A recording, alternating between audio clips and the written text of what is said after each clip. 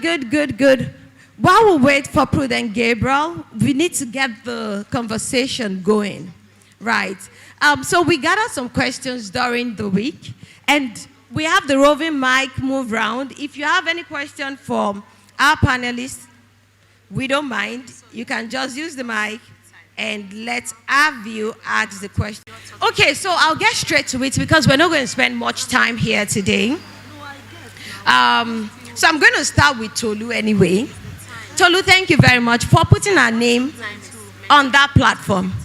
You know, when they say that we now have a Nigerian kind of cartoon, it makes our heads swell. When we see it, we see downfall inside. Have you seen downfall before? Yes, now on IWAJU. So I'm proud. So thank you very much for doing that. I have a question for you here. That many of our future leaders here may not choose conventional professions. And we also have their parents in the room. You know, a good number of parents have gone, but they are watching us online. So animation wasn't a conventional path when you started. So I can imagine your parents didn't fully understand it then. Because even right now, it's still like a mystery to some people when they say, I want to go into animation, 5D and all. So how did you navigate that journey? What inspired you? And how did your parents take it? Can you hear me? Yes, we can. Okay, so I'll just start with how did I decide to get into it? And you said it wasn't a conventional thing. To be honest, I went right from when I was a kid. I was in love with video games, with animation, comic books, that entire space. So I decided that I wanted to make video games for a living. So from a young age, from about 14, I had decided I wanted to make video games for a living. Now, it did not occur to me that it was not conventional. So it's not as if I decided to do it in spite of it being unconventional. To me, it was a simple thing of, I was playing video games and it's human beings that were making it. I had read interviews with the game developers. There were game magazines. I know nowadays everything is online. You read blogs or you read a social media post. But back then, when we used to do more physical, there were magazines I could read, video game magazines. I would see interviews with the developers, their thought process when they were making the game. So I knew it was human beings making the games. The games didn't drop from the sky. It did not occur to me that I could not do it because I thought, okay, if this guy made a game, I want to make a game too because I have my own ideas that I would like to explore. And I prayed about it when I was sure that it was in line with God's will for me, that God approved of me taking that path. Once I was sure of that, I started learning how to code. I started learning how to code when I was 17. I started teaching myself because I knew I needed to code to be able to make a game. Now, to wrap up that question, how did my parents take it? My mom passed on when I was 11, and so for most of my for the rest of my teenage years until I was 22, it was just my dad. And when I would talk about what I wanted to do, he didn't see how it would be financially viable. He was like, how would you make money from it? Where's the market in Nigeria for this? That's one thing. I was not thinking about Nigeria. Because the games I was playing, they were not made in Nigeria. How many people here have a PlayStation or you've played a PlayStation? How many people here have used any Samsung device? Even if it's a fridge, a microwave, phone. What country is Samsung from? South Korea. What country is PlayStation from? PlayStation is owned by Sony. Japan. So it didn't even occur to me to limit my thinking to the Nigerian space. Because even the things I was using, they were not made by Nigerians. So I didn't see why I was like, I can make something and they will use it anywhere in the world. So personally, I think I was blessed with I call it blissful ignorance, because I was not aware of the limitations. I know some people do some things, they know the limitations, but they want to fight against it. They want to overcome it. I'll be honest, I was not trying to overcome anything. I was not aware of the limitations. I was very ignorant. And I think it helped me because I could dream big. But as much as my dad did not see how that would be financially viable, he allowed me to explore my dreams. To him, as long as I was doing something that could make money, then I can do whatever I want on the side. So he knew that I was learning to code. I was learning to code because I wanted to make games, but my dad knew that even if I didn't make games, I could use that skill, coding. I could use it to make money elsewhere. You can work anywhere that uses tech, whether it's a bank, whatever it is, as long as they need software.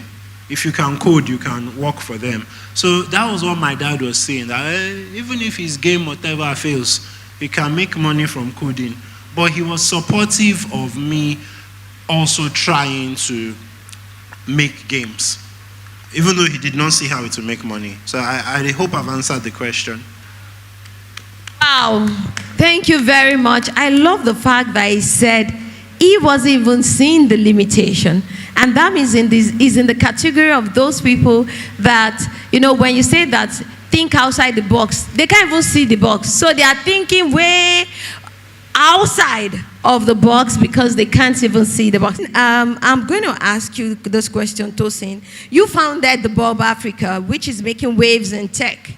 So in simple terms, how is the Bob Africa solving problems in Nigeria, and what opportunities does it create for young tech talent? Thank you, Tinu. The rationale for setting it up was, again, empowerment. And one thing we've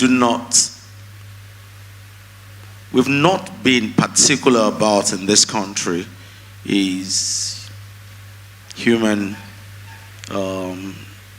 capacity. Yeah. If anytime you ask about Nigeria, people are quick to say that Nigeria has oil, it has natural resources, but human resources, I think, is the biggest assets we have in this country. It's the biggest assets. I've seen a couple of videos that, I've shown Nigerians doing exploits in other countries. In America, in Europe, everywhere you see Nigerians. See Tolu, for instance. I mean, he's doing exploits. But we do not have platforms, okay, that would unravel, because you need to unpack first these assets, this human capacity. Then from unraveling and unpacking these assets, then you now begin to either enhance it before you channel it. So you need to unravel, you need to enhance, or give it a boost, then you now channel it. There's some countries today, in fact, India actually started out, because there was a time I was studying Bangalore model before we set up the Bob Africa. The Bob Africa, nicely put in a context for people to understand, especially if you are in the fintech space or in the tech space, is a mini Andela. Okay, so we train software engineers and we place them with banks. So what we observed is Nigerians are actually very talented. There are two classic stories let me quickly share. There was a particular gentleman that was frying chicken at Chicken Republic, and he saw a flyer that, the Bob Africa, the next cohorts, we usually have them in cohorts. So we have 50 to, maybe 60, they'll come, and we train them in all different kinds of languages, whether it's Java, JavaScript, CS, all of those, DevOps, front end, back end, UI, UX. And the guy at the time was earning 35K frying chicken. If you're frying chicken, there is no skill set in frying chicken. It's not going to take you anywhere, because every fried chicken is a dime a dozen. Everybody out there can fry chicken, right? But the guy took it upon himself, and that's the first thing you need to recognize. Never settle for less. Never settle for less. The guy took it upon himself, took the flyer, came to the Bob Africa. After 8 months of training and everything, GTB called him and offered him a job of about 550. So from 35 to 550 in what? In less than 18 months. Fast forward. Another company outside of Nigeria in Dubai called him to pay him $2,000 in less than 24 months. See transformation. So I am, and the Bob Africa is about life transformation. Some of my friends would say to me that, Tosin, you could have put that money in USD, probably buy a house somewhere, anywhere. The money that has gone into the business. But what gladdens our heart is the transformation of life. Quick one. On a Sunday afternoon, I was driving, because again, the Bob Africa is all, they have their own challenges, though, don't get me wrong. Because every business in Nigeria has its own challenge, right? So we're going through some challenges, and I felt like, wow, really, this is beginning to feel like, oh, the money is not coming back, and you've put in a lot of money. Around 3 p.m., coming from church, I got a call. It was a foreign number. And I didn't want to pick it, so I put it on speaker because I was driving. And the guy says, Mr. Osunkoya, I know you don't know me. No, the guy said Tio, because they call me Tio. I know you don't know me, blah, blah, blah, but I'm calling from Germany. The guy said that I'm the first cohort of the Bob Africa, that a German company poached him. The guy did not he did not, look for a German company, poached him and moved him and all of his family to Germany. And is earning about 3,000 to 4,000 euros every month. So when I heard that, some sort of joy overwhelmed me. If you come to my office, you would see a laminated check. 15,000 check, 15,000 naira. And people say that, Tosin, why do you have this check laminated? I said, it reminds me of the story in the Bible of 10 lepers. One of them came back. Again in the morning, around 6 a.m., someone calls and he says that, Mr. Osunkoya, you don't know me, but I'm from cohort 3. I just got this fantastic job, and I thought I should pay back for what you've done. So he was going to do a transfer. I said to him, don't do transfer, just issue a check, because a story has to be told. Why am I saying all of this? The Bible records that we are the source of the earth, the light of the world. If you are not living that, you are just walking the face of this earth. And I'm not saying that, you discover that almost immediately, but pay attention to it. If you've not been thinking that way, start thinking about it. Your resources are not meant for you. You are meant to be a vessel. And God is using all of us as vessels. The moment He sees that you are not useful, He switches you off. And it's not just about giving out money, time, resources, sharing minds, ideas, everything. That is about what? Giving. So to the Bob Africa, it was just my own way of giving back to the society. I haven't realized through the Bangalore model, and now the Indians, they are going back to their country. And they started out in the 60s and the 70s. A lot of them went into Europe, especially the UK. They've harnessed all of those education and everything. They've collated or gathered it. Now they are going back. In today's tech world, right, 4 out of the top 10 CEOs in the tech world are from India. If you don't know, go and look at it. Indians are doing exploits. You wonder why Trump cannot try them. Trump can't try India. So if we allow some of us who have been blessed with resources to set up the Bob Africa in different sectors, not only in fintech, in agriculture, in education, in oil and gas, and start exploring and exploiting our human capacity, Nigeria will be better for it. Wow. Thank you very much, Tosin. Put your hands together. And the last statement that you made with respect to not just in tech, but other sectors and industry.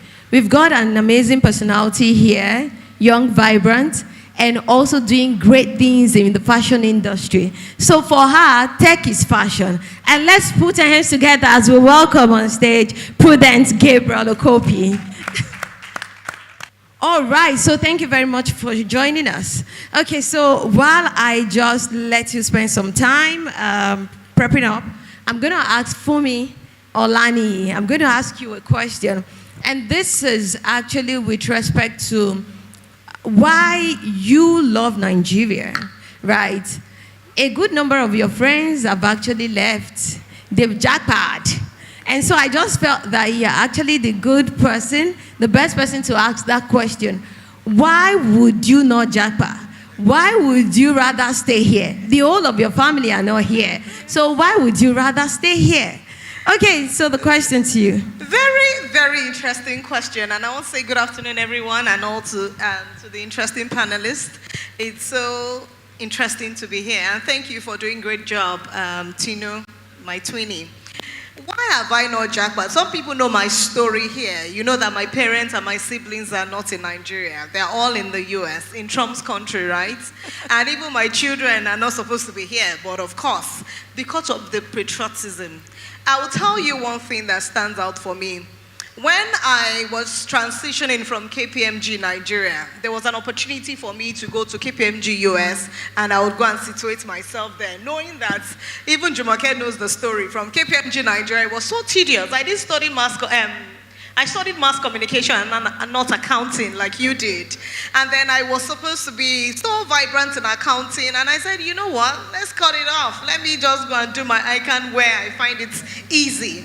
But one thing stopped me. I got an opportunity in Anderson, and I said, okay, maybe this is just the time to go to Nigeria and make something happen. And at that time, I was pregnant for this young man that has been disturbing me here 8 years ago. I didn't decide to jackpot is because I know that there's so much opportunity in this country. I have cultural ties both here and abroad, right? But I just thought to myself, if we all leave this country, who is left to make the country that we desire? He has talked about India, for example. We go to their country, and they are the most populous country, nation that you can find. But in Nigeria, we have what it takes. Nigeria, that great place that we all desire. I know my brother, my elder brother, as much as he has a good job in US, he also comes here every now and then. He just set out from Nigeria yesterday because he has something going here, which is farming. You say farming does not generate so much in the immediate, but of course, you're looking at the people that don't have food and you're creating food on their table. You're looking at the country where you lived, like you lived on the streets of Mushi. Some people lived on the streets of Isolo. I mean, we grew up in Yakare Estate, and I know a lot of people that are wanting food, that are wanting clothing when you talk about the hierarchy of needs. But who will be there to provide all these opportunities for these people? And I found a profession where anywhere you are, you can actually work well. Just last week, I returned from United Nations General Assembly 2 days ago. And then people had been calling because in August, our regular August is vacation, just to see our parents and siblings. And people say, have you jackpot? I said, have you seen me as someone that will really, really jackpot? I can't see myself as being a jackpot syndrome. I know that we have a lot of issues when it comes to security. We have issues when it comes to talent hunting. We have issues when it comes to even the economic situation where you don't have $100 per day like is required for everyone. But I want to find myself in an environment where I can thrive. In an environment where I'm not running after the little per hour rates that you want to pay me. I want you to source for me because I know I'm a talent that you cannot but find. I'm a talent that you need to find anywhere, even on LinkedIn, on anywhere. You say, this one is still here. Yes, that is the person that I've chosen to be. Another thing that I want people to understand is you can travel, right? Do you know the people abroad, they also want to be able to fly everywhere like you all do, or you can have the opportunity to do. They don't have that opportunity because my job allows me work remotely. I can be anywhere in the world and still be getting my pay. And I can also be anywhere in the world without having somebody supervising me because I know that I will produce what you want. So I have not jackpot because I belong here, and I'm quite patriotic about Nigeria. Nigeria is my home, and everybody knows that anywhere I go, you must find that result because I have a Nigerian syndrome, and I'm properly Nigerian. And I want to tell people abroad, we want you Jakbada. So it's the time for you all to understand that Nigeria is going to get better. I see I build, I see I rebuild, I see all sort of slogans here. But there's something we must understand, that if you're not there to make that change, you don't think that someone else will replace you. You know that you are there because God has destined you to make that impact. If I'm not here today, I wouldn't speak to a Demilade Olaniyi upstairs. And I know that a Demilade Olaniyi upstairs is not abroad. She's here and she wants to make changes happen in Nigeria. She said she wants to be a nurse. I said, are you not afraid of blood? He said, no. That's because she wants to help people. She wants to be able to nurture people. She wants to take care of people. So I believe that we have the opportunity to fly everywhere, but home is home, and we must live here and make things work. Correct. Thank you very much for that. Can you feel the passion? Can you feel the passion? Okay, so good. So thank you very much for joining us. I know that there was traffic on the way, so it's okay. We are here and we understand it. A good number of people they are actually not seated right now, but they are joining us online. And it's very important that we deal it as we planned it. Okay, so I have a question for you, and it's with respect to your journey.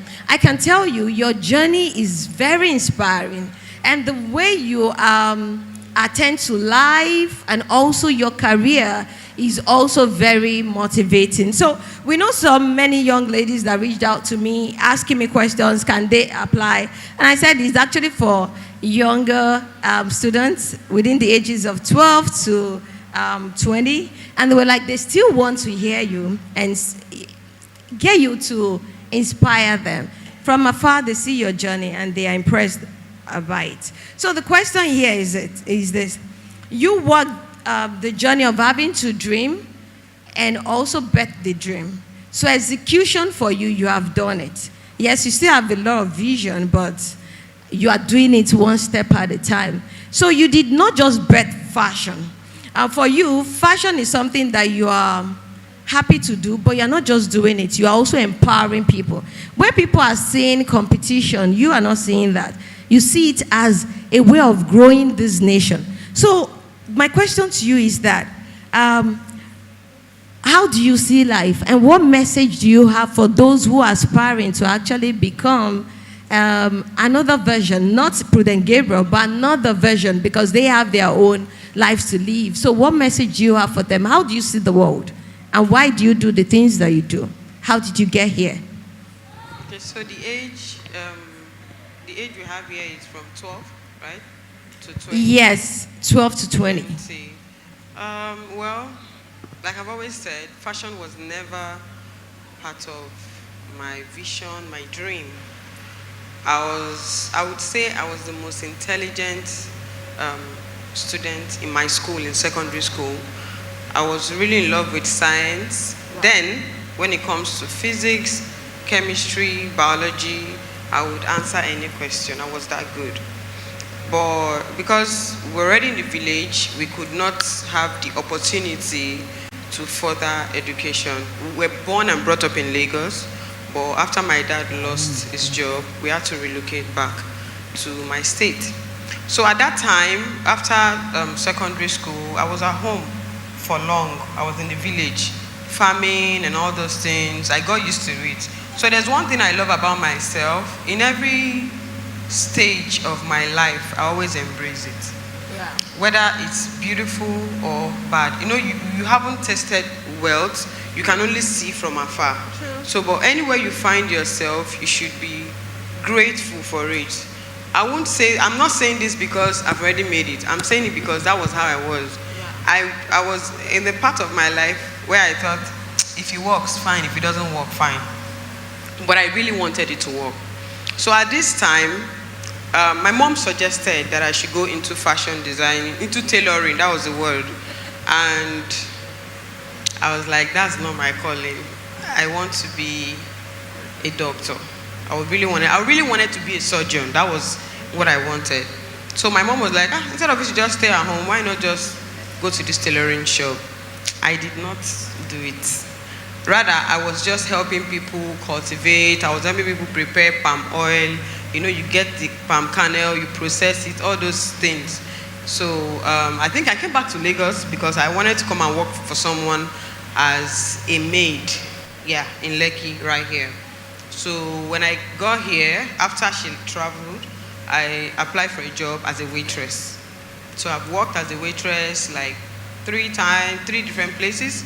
I've worked as a cleaner for like 2 or 3 different places. In fact, the first place I applied for a cleaner, they didn't take me because I was too dressed. I was wearing suits to go and apply for a cleaner. So when I got it, they were like, "Are you sure this is the role that brought you?" I said, "Yes." "You look like a secretary." I said, "Please, any job, just give me. Don't follow what I'm wearing." So at a point in my life, I was tired of serving people. In fact, I wasn't really okay because where I was working, I served I won't say unbelievers because I don't want to be judging people. You know, I serve all these alcoholic drinks, I carry trays, serve food. That was the first time in my life that I realized that people eat at midnight. Because in my village, once it's 8, everybody's already going to sleep. So we'll be serving guests till 4 a.m. in the morning. I'll be upset. So I just told God one day, I said, "What do you want me to do? Because I don't think I want to do this anymore. Anywhere you want to send me to, I'm ready to go there." I can't really tell you that this is the bridge between when I was struggling and when I got to where I am today. So I gave someone outfit to make for me. She destroyed the outfit. I spoke to her. She was upset. That was how I got angry. And I'm like, let me just go and learn this tailoring. And I wasn't doing it because I wanted to make money from it. I just wanted to do so I can be adjusting my clothes because I love changing look. So I can get a cricker now, and if I wear it the next day, you not believe it was me. It was the same clothes I got. So that's I love changing things. And then the first person I adjusted outfit for, she gave me 1,000, and I was super happy, like, so I can work and make money. This 1,000, and I kept it. And with that, I started making dresses for people. I was struggling with it. It wasn't easy because I didn't even have money to go for the training. But I kept on trying. I wasted a lot of fabrics. And 2020 was the first year that I made my first 1 million. Interesting. I was super happy the first year. That it was so dramatic. Wow. I told God, I said, I've been working, and I know that if I print out my bank statement, I've made up to 1 million. Can I at least have 1 million naira in my account this year, before December? And guess what? When you pray, God listens. Yeah. He will not answer you when you want the answer. He will only answer when he sees that this is the best time for him to respond to your prayer. In June 2020, when I went to the bank and told them I wanted to check my balance, I was surprised to see that I have saved 1.20 something million. I was so happy. I was very emotional that day. Until now, it has just been God's blessing. So what I'm going to say to you is, you have a dream. You know what you want to be. This is not what I wanted to be, but where I'm sitting is where I want to be. Let me take it again. I wanted to be a medical doctor. I wasn't seeing a medical doctor that would be very popular, but this is where I am, and I love where I am. So that's why I'm not ignoring the fact that I prayed for this position. Anywhere you find yourself, I tell people, if I choose to be a mechanic, now I will rebrand it and people will patronize me. In fact, your Nigeria will be bringing their cars to me. If I choose to be a furniture person, an interior designer, if I choose to be a makeup artist, hairstylist, anywhere you find yourself, as far as what you're doing is legal, do it, put your best. Continue, repeat it, keep doing what you're doing, and be very innovative because people get tired. People really get tired. When you do something, people have known you for this, switch. Before they come back, let them meet you doing something different. Because a lot of people at that time want to be like you. I can confidently pray for my students and say, you'll be bigger than me. That's the prayer I pray for my students when they're graduating. And people be like, why will you pray that kind of prayer? They should not be better than you. They should be better than me because you can never come back and meet me where I am. Even if I say you'll be better than me, you are meeting me at that spot. That's where you know. But before you come back, I'm already going higher. Why should I be scared? So whatever you're doing, anything when they asked us in secondary school, what do you want to be? I want to be a doctor, I want to be a lawyer. We kept on mentioning this because these are the things that we know. But who knows that you can be a millionaire, a billionaire with just fashion designing?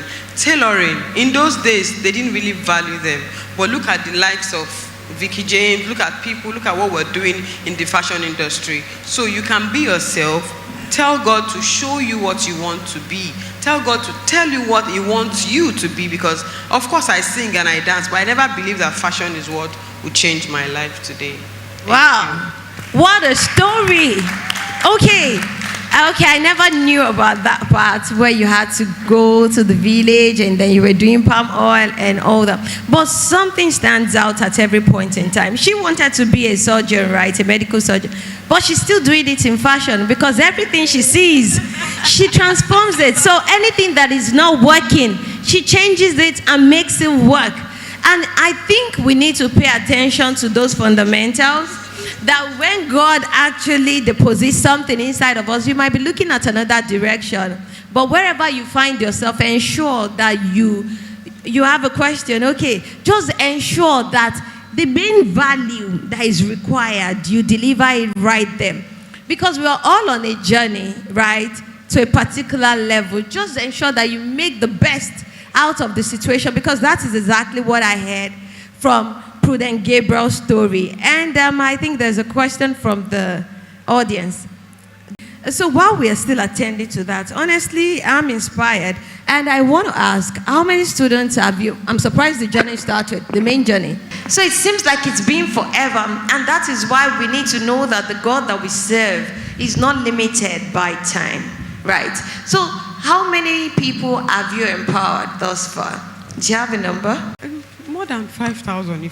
Wow. Because per batch, we take like 60 to 70. I have 4 branches. I have 1 in Abuja, and I have 3 in Lagos, Egbeda, Aja, and Ojodu. And we take like 3 each per year. So 3 Abuja, 3 70, or 50, 50, 50, 3, and then times 4. That's great. That's amazing. Let's put our hands together. Okay, so now you have your question. Good evening, Ma. Good evening. My question is, Ma, for today's program, the one thing I've picked from it is be intentional. So I'm currently serving. I'm a core member, and also in the fashion line. When I saw you were going to be in today's program, I was really happy. But one thing I also see is that as a core member, for your classes, I've seen them online. I've applied. I've not applied actually, but when I tried saving up for it, it's quite. So and recently I also got gifted a machine, and for someone in the fashion line, I know you said something about being in. You're not into it. You got into fashion designing because you love to revamp. For me, it's almost similar. I got into fashion designing because I didn't appreciate what I got. Because growing up, you always got what you wanted from tailor. It's always 3 sizes big, no complaint, nothing. Wabambe, that's how mom used to say.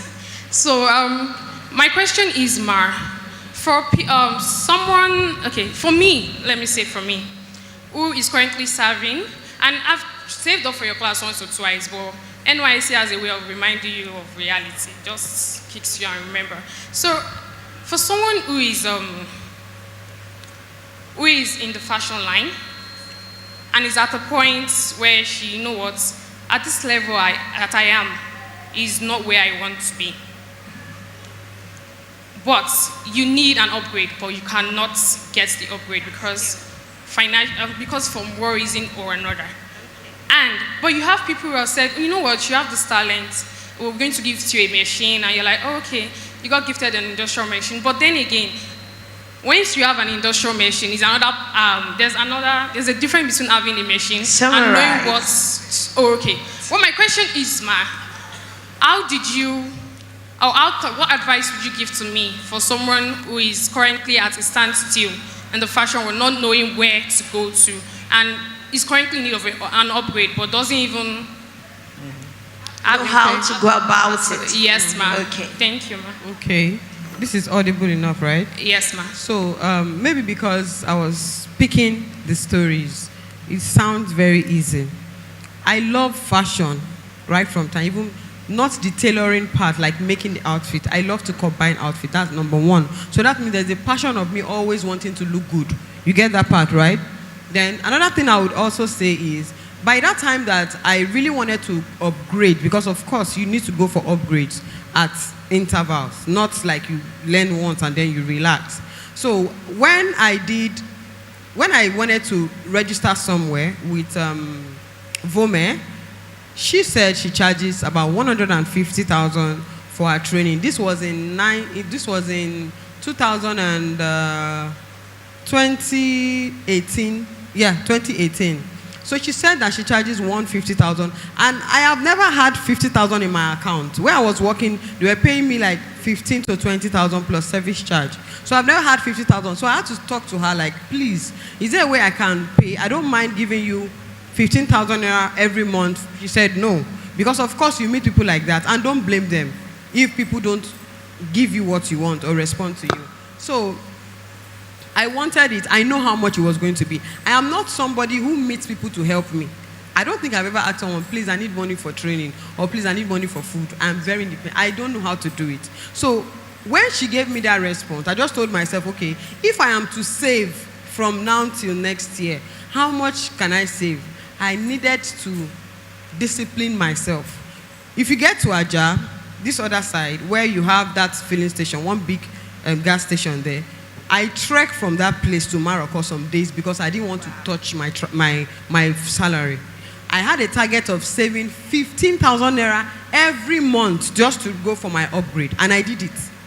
So I told my brother, I said, can I be saving this money in your account? And he said yes. And I was saving the money. In fact, my brother got tired and be like, oh yeah, Prue, it's just remaining 2K. Let me just add it for you so you go for the training. And I did that training. Now, after I'm done, it is now what you're doing that will give you the clients.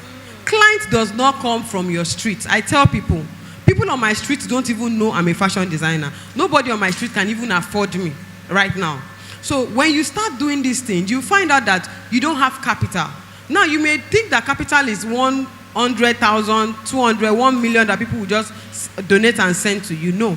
Once a customer sends you 300,000, that one is even too much. 50,000 for an outfit. The first thing you do is you calculate your cost of production out of it. 50,000 naira, you're making like a 2-piece.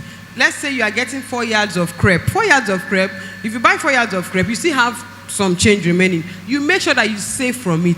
It's not going to be full right now. So imagine from 2018 till now, I'm still doing that. So you have to be consistent. Find a space in your room or wherever it is, make videos and pictures, post your work. You see social media, you're going to make a whole lot of money from social media. A whole lot. I don't think any of my clients come from this space. They come from social media. Once people see that you are consistent online, they will send you a DM.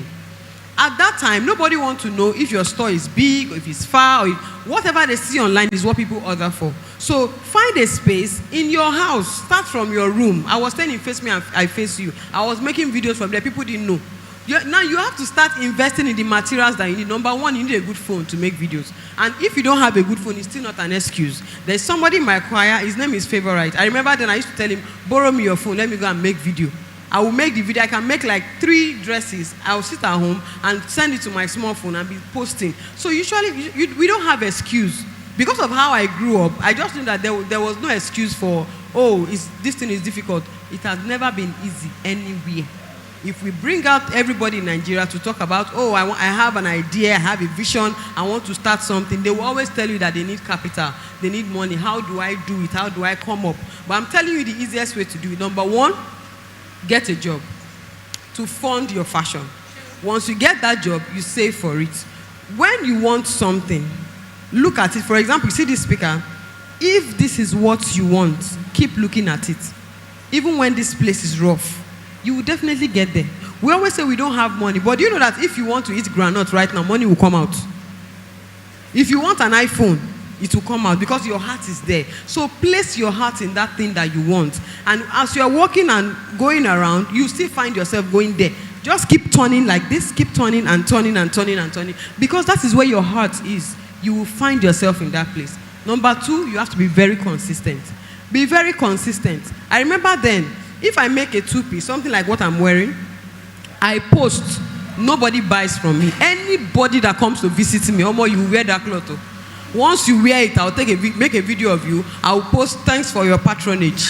My friend patronized me. I was posting and posting, and in fact, sometimes I'll buy the material, I'll fold it into different nylons, scatter it on the floor. Somebody who has been doing this thing before called me and said, where did they see customers? I said, don't worry. It is faith. This is my customer. So you have to practice all those things. Learn how to talk to people. Another thing I did then, when I used bus from Mobalende to Aja, I would pay for somebody sitting beside me. So anything I say, she will listen to me. Don't worry, I'll pay for you. I'll just pay for her. That's if I have extra cash. I say, I'm a fashion designer. If you give me your material to make outfit for you, I will adjust one of your clothes. Everybody has one cloth they want to adjust at home. But I use that to get attention. So I'm telling you that in those times, I was finding favor. I make sure that I speak to people. Sometimes we are scared of talking. Why are you scared of talking? I talk to people. I'm a fashion designer. I make outfits. I will start sharing my number. I didn't have like card then. I couldn't even do complimentary card. I write my number in small paper, fold it and put it in my bag. When I meet you, auntie, your outfit is fine, but I'm a fashion designer. Even when I know that when you give me, I'll destroy the clothes because I was not very good, I will shall give you my number. When we adjust it 4 times, it will be okay. Do you understand what I'm saying? Once your heart is there, keep pushing, keep going. Focus there and always pray. Tell God to direct you. Interesting. Great. I got something. Focus. Whatever you focus on, you will get it. Intentionality and consistency. So I think what she has broken down for you here today, you wouldn't have gotten it even in Harvard. So you're getting it free right now because there are practical steps and she's not holding back. You know, some people might speak to you and probably color it all, but she's telling you that I can relate with you where you are because I was once there. And so the journey here, these are the things that I did. And it's so relatable. Thank you very much, Prudent. Okay, so now very quickly, I'm going to Tolu. So Tolu, now, I think you're giving back to the society. You want to develop more students, more children in this particular space. So can you speak to the value of your training or program? Okay. I don't have yet a fully structured training program. I did organize a summer school. That was the first 2 weeks of August. So it was my first time trying to do a formal training for kids. But I figured I had to learn everything myself when I started because there was no industry in Nigeria. Like I said, my dad was saying, oh, where are your customers? Your customers are not, how you make money. Everything I learned, because I started doing things by myself, everything I learned, I kept wishing I had learned it earlier. I started learning to code at 17, and I was regretting, why didn't I start learning to code at 10, 11, 12? Because I've met kids that are that age now and are learning to code. But I started teaching myself. And I didn't start, nobody taught me. I remember software back then, they used to have a help file. There was always, I know nowadays they don't do that because you can just go online and Google it. But back then, software had help files. I opened the help file of Visual Basic and started reading everything in help and practicing it. That's how I started learning to code. So I just thought, you know what? If someone had taught me some things earlier, I would have made progress faster. And for that reason, yes, I want to train kids, but I don't yet have, I've done one summer school. It was a 2-week program in August. I'm still trying to explore other ways that I can train children. I don't know if I will, if anyone here has a school, maybe a secondary school or primary school, and maybe, I don't know what extracurriculars are like in schools now. If it's once a week, I don't think I can do once a week. I don't have that much free time.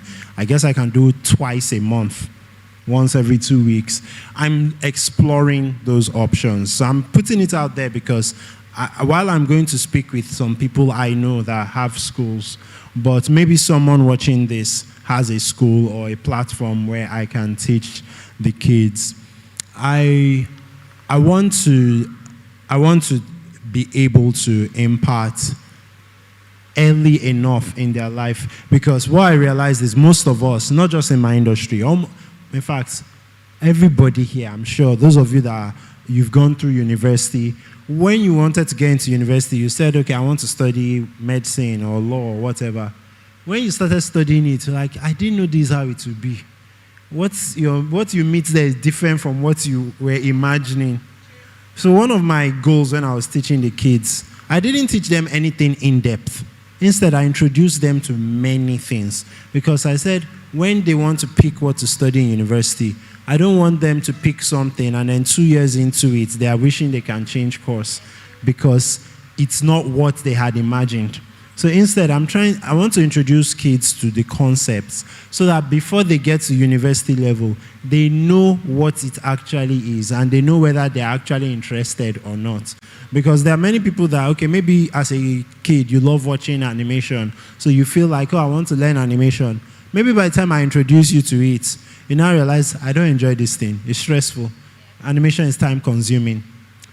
I would say for about 1 minute of animation, 1 minute, it can take a few weeks to do 1 minute of animation. Weeks. If you don't really love it, you'll be like, I beg, it's not worth it. Why am I? So after a few weeks of work, what I have to show you is 1 minute of video. So, but someone that loves it will still do it. So that's what I want. I want to be able to show the kids exactly what it means. What does coding mean? What does animation mean? Video game development, storytelling, all those concepts. So, and I'll just say obviously when I come to places like this, I speak for free. But if I'm doing a 2-week course, that will not be free. Definitely. But I believe that I'm giving a certain level of international standard of knowledge, and I can charge for it.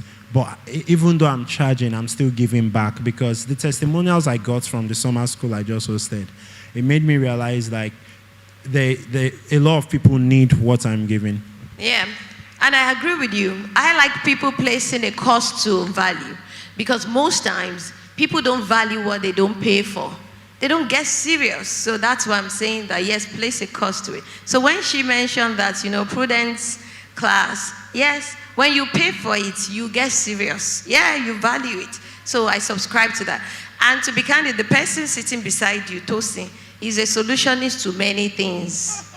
So as you've said it, that you haven't put probably a structure, you're looking for a space, I don't know. But maybe it's Holy Spirit telling me that Tosin. All right. So Tosin, now I want to speak to you. You've been talking about, we have people who are ambidextrous. A lot of people who think about different ideas per time. They do several things. You do it like it is seamless to you. I know you are in the financial service space. You're a co-founder at Commercio Partners. You founded the Bulb Africa. Innovate is also another. Should I continue? Abi, you will beg me. Okay. And then we are talking about sports. Right. So what fuels this? And what message do you have for those people who have several ideas? They believe that thinking many ideas is crippling. So how come it is not the same story for you? So maybe you have a word for them. They think of several ideas on the spot, and it's crippling because they don't move ahead with any. So how do you do it? In life, experiences, they say, are the best teachers, right? But experiences that you encountered along your journey in life, they are very expensive. And I'll tell you why I'm saying this. Some of us are wired in a way that God throws many ideas at you. But God is not saying that go out and do all of those ideas at the same time. You need to be deliberate and have a discerning spirit of what kind of idea you should go out with first. I say to people that to be successful in life, don't chase success, because it's like you chasing butterfly. If you want to get butterfly, don't chase butterfly. Go back and build a garden. Guess what would happen? Butterflies will come, not just one. So the biggest assets of every human being is your mind. That mind could also be your biggest weakness. So you need to learn how to nurture that mind to absorb what you think is relevant. Over the years, I have dabbled into a number of ventures.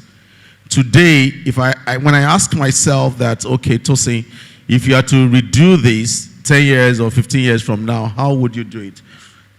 Perhaps some of them I will probably not venture into it. I would take a bit of step, build the necessary reserves and stamina and relationship, then before I begin to move out. If you see some of these companies that have done well in life, they focus only on one thing, and by the time they grow it to a level where it becomes dominant, they now begin to pivot, right? Some of the companies that we are aware of today, they probably started out, I can tell you for a fact, OPay or even, Flutterwave, all of them, they concentrated on one thing first. They became a master in that thing and start pivoting into other areas because, one, you've built a structure and you've built the right brand to attract it. If anybody's thinking that, oh, God is throwing so many ideas into you, God is saying to you, keep those ideas in a reservoir or in a bank. And you start out with the first one, the one that you think that it is very crucial to other ideas. That's the first one you should launch out. And I made some of those mistakes, really, because you will be stretched thin if you go into, you'll be stretched thin with resources, you'll be stretched thin with time, you'll be stretched thin even with health. And if you're not careful, you will discover that some of those ideas that you've launched out, you're unable, to finish them. So what is core is which of these ideas is integral to the rest of those ideas. Start out with that. Build it to a level where you are a brand. Then start bringing those ideas. If I'm to do this again, I'll just keep to commercial partners. Build commercial partners as one of the financial services company to reckon with in Nigeria. Then from commercial partners, I'll start moving into tech. I'll move into, what's it called now? I'll move into sports. I'll move into art because I still want to do art. My plan with art is having like a studio like this where you bring in artists, sculptors, let them go and do whatever they want to do. When they are done, you gather everything and you do an exhibition from there. You could be here or anywhere outside of the country. The same thing with the fourth cardinal, because I have all of these ideas in cardinals. Technology cardinal 1, sport development cardinal 2, heart cardinal 3. Then the fourth cardinal is gospel. Because you need to sing praises back to God. Some of us, we wake up in the morning, we enjoy Nathaniel Bassey, we enjoy Lawrence Oyo, we enjoy I can keep on Ducey. We enjoy those guys that because they speak to our spirit and our soul, they help us conquering the morning. Because he that masters the morning conquers the day. So the fourth cardinal is me paying back to God and saying to God that this is a platform for your worship. But I dabbled into all of them at the same time. Before I know it, this one is suffering. This one is suffering. My time is not here. Yeah. Whereas what I should have done is the resources to dabble into this would have been the financial services. Tony Elumelu is a good example of that, right? He created UBA, got UBA to a level where they can begin to sponsor thousands of African startups. And some of them are really benefiting from it. And I expect other, founders and, bank owners to do the same thing. Money is very important in everything, Trust me. The Bible says the love of money. The Bible did not say money. In fact, God even recognizes money as very powerful. You know what? He said, thou shalt not serve two masters. He didn't say thou shalt not serve two masters, referring to Mammon as devil. No. Mammon means what? Mullah. Money. But what you use that money for is essential. You need to use the money to further his kingdom, for impact, for service, for leadership. You know what they say, that to know the true wealth and mindset of a millionaire, wait till you give him money. Money only amplifies what you have inside of you. So if you are if you are proudful, and if you have pride in you, when you have more money, that pride what? Amplifies. If you are kind and giving, when you have money, guess what happens? You will touch many people's lives. Thank you. Wow. Okay. So thank you very much, Tosin. So don't dabble into everything at once. It's a gift that you think of ideas on the spot. But again, if you dabble into it at once, it can actually kill the feather. So we wouldn't do that. We've learned, right? So because of our time, I believe that we've gotten some keywords, and that's why I'm going to ask my panelists to just give me one word or two, not a sentence, keywords, two keywords or one word, to a 12 to 20-year-old self. So Prudent Gabriel will be speaking to a 12 to 20-year-old Prudent Gabriel. One word or two. And that's how we are going to go. Thank you. And that is where we're going to round up with the panelists. So thank you very much for joining us. Do we have the mic here? Yeah. Okay. Yes, you can use it. Be prayerful and be focused. Be resilient as much as you dream big. She stole my word. I was going to say dream big. But I'll take leadership and grit.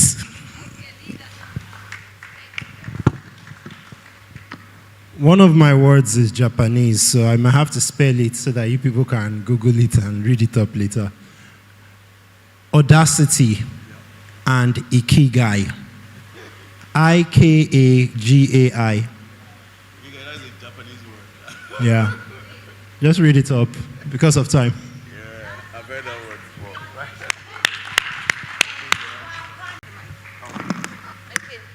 So thank you very much. This is invaluable. I really can't even express how much I'm so grateful for this. Prudent, Funmi, Tosin, and Tolu, thank you very much. God bless you.